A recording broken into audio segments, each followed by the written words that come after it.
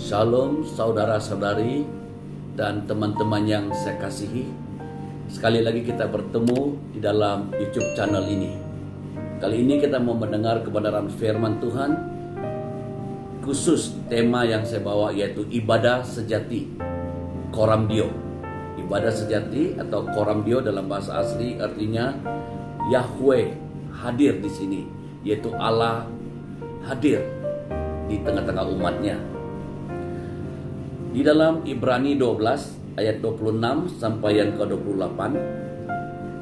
Ibrani 26 mula saya baca di sini sampai ayat yang ke-28.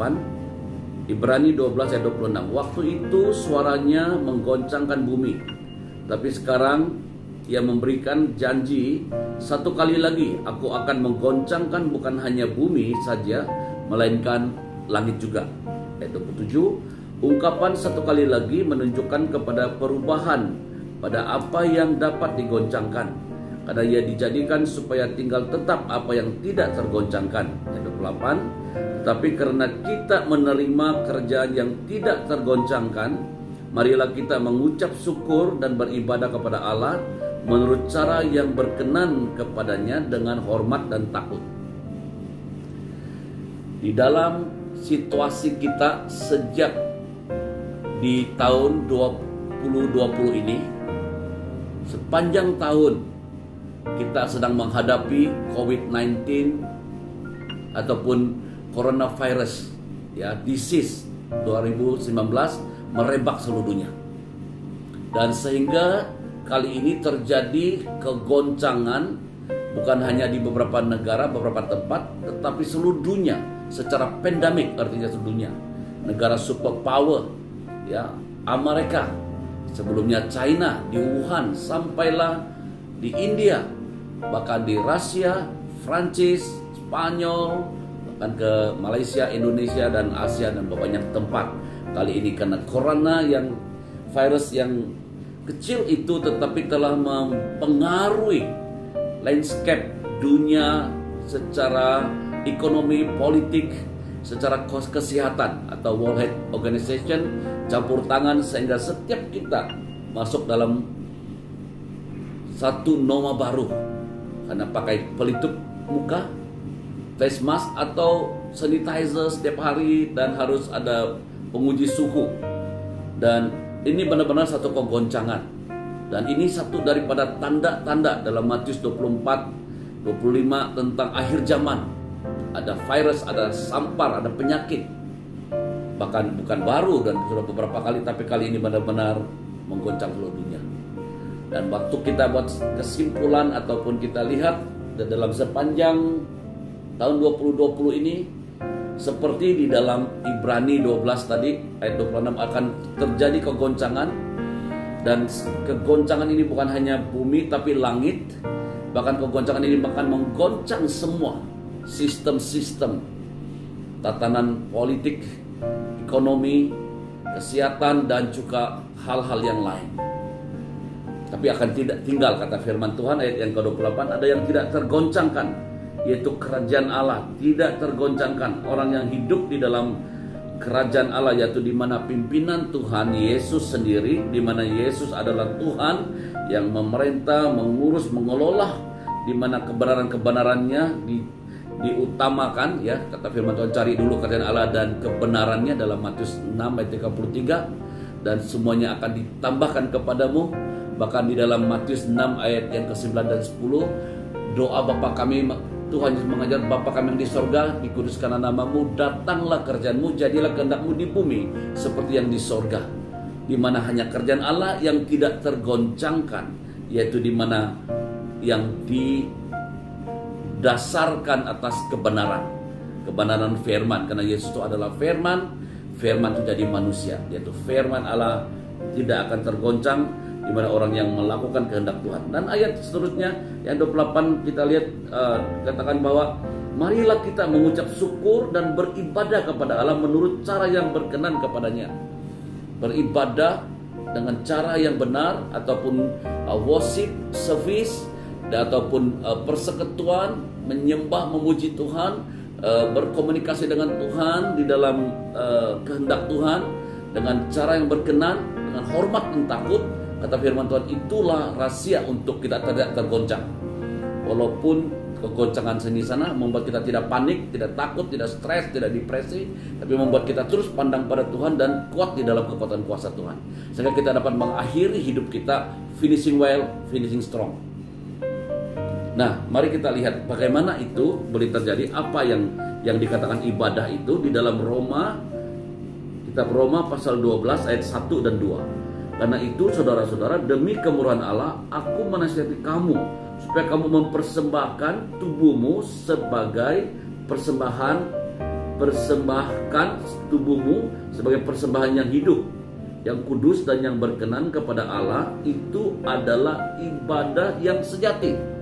Itu adalah ibadah yang sejati. Itulah yang dimaksudkan ibadah yang berkenan kepada Tuhan, yaitu mempersembahkan tubuh yang kudus dan yang berkenan kepada Tuhan. Nah, untuk hidup Anda dan saya tetap kuat kukuh di tengah-tengah kegoncangan, di tengah-tengah COVID-19 pandemic, jika Anda dan saya mengerti ibadah yang sesungguh yang dimaksudkan ini adalah ibadah sejati, dalam bahasa aslinya korambio, yaitu Yahweh hadir ataupun Allah hadir, di mana kita ada di dalam hadirat Tuhan. Nah, kalau kita lihat ayat ini, latar belakangnya Rasul Paulus menjelaskan bahwa di mana mempersembahkan ini adalah dia rujuk dalam Perjanjian Lama, di mana imam-imam melayani di bait Allah, di ruang kudus, di ruang tamu ataupun pelataran, ruang kudus dan ruang maha kudus. Imam besar dan imam-imam melayani Tuhan. Setiap tahun umat Israel harus datang ke bait Allah, ke Yerusalem untuk mempersembahkan domba. Itu sebagai penutup dosa, sebagai pengakuan dan pertobatan di hadapan Tuhan. Dan mereka ada yang mampu, ada yang bawa dari daerah, kawasan ataupun kampung mereka, tetapi ada yang sedang dijual di dekat bait Allah. Di situ dijual sehingga mereka dapat membeli kambing, domba, khususnya domba yang tidak cacat celah. Dan mereka beli itu dan mereka memberi persembahan. Dan itu setahun sekali. Tetapi imam-imam yang melayani di rumah Tuhan, mereka harus tiap-tiap hari sembelih domba untuk dipersembahkan sebagai persembahan yang harum di hadapan Tuhan. Nah, dalam konteks begitu, Paulus jelaskan dan menulis surat ini kepada jemaat di Rom, akan tiba waktunya kamu menyembah Tuhan, bukan lagi di Yerusalem, bukan lagi di bait Allah ini ataupun di Bukit Gerizim yang lain, tapi dalam Yohanes 4 ayat 21 sampai 24 di situ mengatakan kamu akan menyembah Tuhan di dalam roh dan kebenaran. Karena akan tiba waktunya di mana Yesus yang kata firman Tuhan runtuh, bait Allahnya akan runtuh, diratakan, dan benar itu digenapi itu oleh tentara Romawi Titus untuk datang ratakan bait Allah itu. Nah, tetapi Yesus bilang hari ketiga dia akan bangkitkan. Apa yang dimaksudkan adalah Anda dan saya adalah tubuh Kristus, di mana Yesus telah mati, hari ketiga dia bangkit dan naik ke sorga, duduk di sebelah kanan Allah, dan dia kirim Roh Kudus, yaitu Roh Allah tinggal dalam diri Anda dan saya. Sehingga Anda dan saya yang percaya Yesus mengaku dosa, lahir baru oleh Roh Kudus dan firman, kita adalah anggota tubuh Kristus. Dan Roh Kudus tinggal dalam kita. Kita adalah bait Allah, rumahnya Tuhan, tempat kita tinggal. Dan bukan lagi di Yerusalem, bukan lagi di bait Allah yang dibuat oleh manusia, tetapi daripada Tuhan sendiri yang lahirkan kita dengan rohnya, dengan firmannya, dan dia tinggal dalam diri Anda dan saya. Itu dia mau diri kita ini dipersembahkan, dan bukan persembahan seperti yang seringkali yang kita pikirkan, dan seperti saya juga pikir, ya ibadah 1 minggu 1 kali, Sunday service, atau perjamuan kudus sebulan sekali, atau pertemuan sel seminggu sekali, ataupun persekutuan doa seminggu sekali. Sehingga kita banyak berpikir 1 bulan lebih kurang sekali atau beberapa kali untuk ibadah. Tapi ternyata kalau kita lihat dalam konteks Roma 12 ayat 1 ini, ibadah sejati korambio di hadirat Tuhan itu adalah haruslah tiap-tiap hari dipersembahkan. Tiap-tiap hari mempersembahkan korban yang baru yang hidup.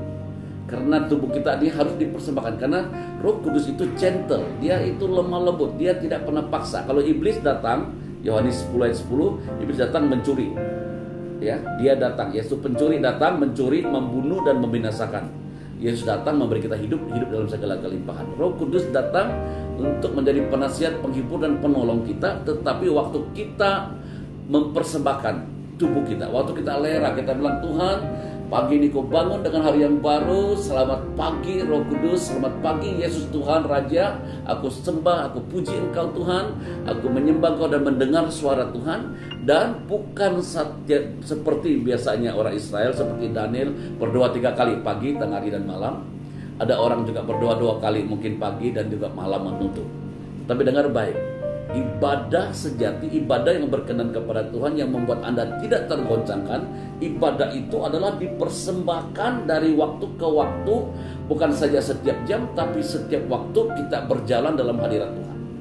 Roh Kudus tetap tinggal dalam diri Anda. Engkau pergi kerja, apakah engkau di rumah, atau engkau jadi student belajar, atau di mana-mana.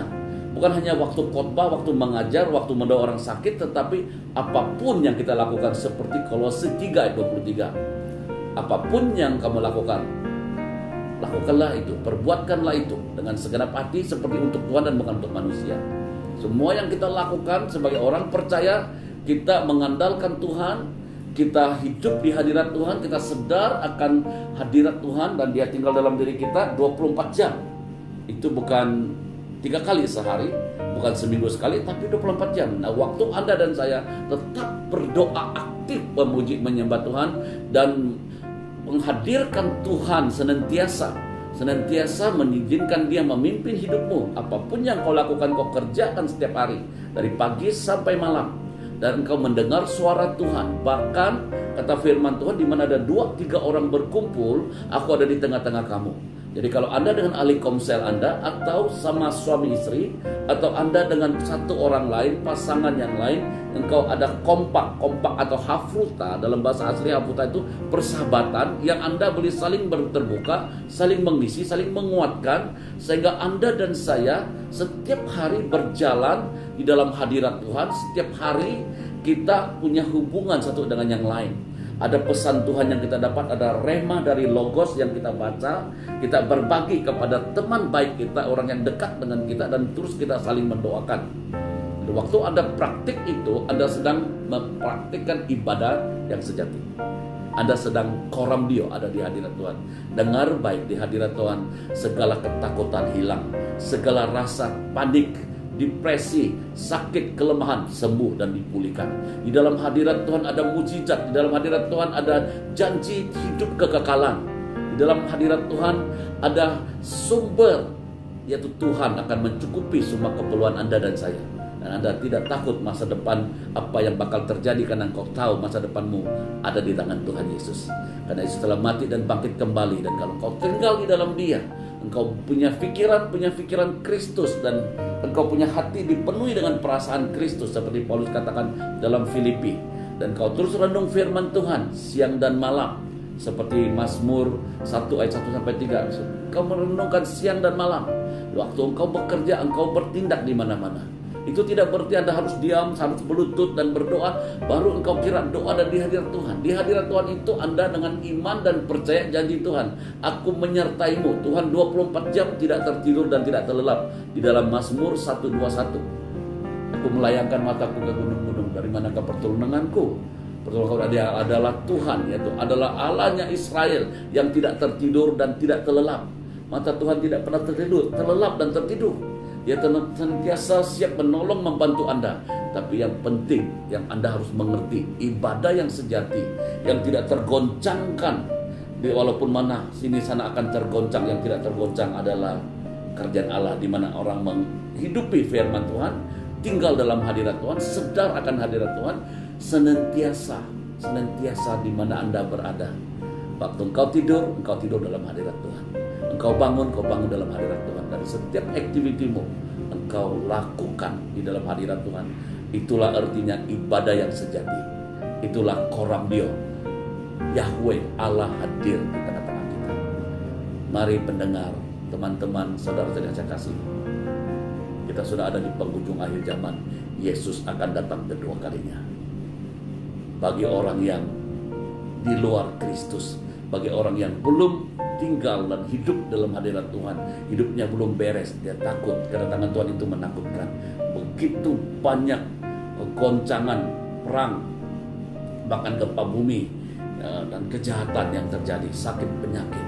Tetapi dengar baik, orang yang ada dalam hadirat Tuhan, dia senantiasa bersama dengan Tuhan, dia tidak akan takut dan khawatir, dia tidak akan bimbang, karena dia percaya hidupnya ada di tangan Tuhan. Dia percaya jaminan keselamatan ada di dalam Kristus Yesus.